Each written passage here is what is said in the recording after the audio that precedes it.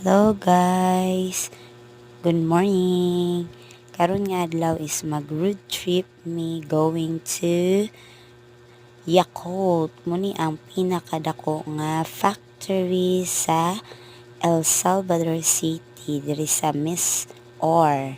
So, nakita na to ang pinaka-start sa yang factory, di ba? Big gig sa nga tanan siya makita man gid nimo from the start until then going din padulong saya ang pinaka main gate gyud.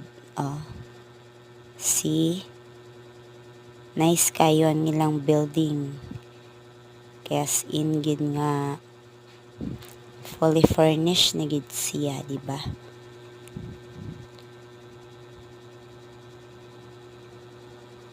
And the other nga part is makita nimo ang nila ang canteen nga nice gid kay siya, na ilang canteen diri nga side, na ilang canteen dira nga side.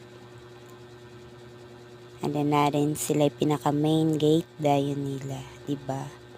Here at El Salvador City. So pwede gid kay mamulaag diri og mulantaw sa ila ang factory sa Yakult. Bye-bye!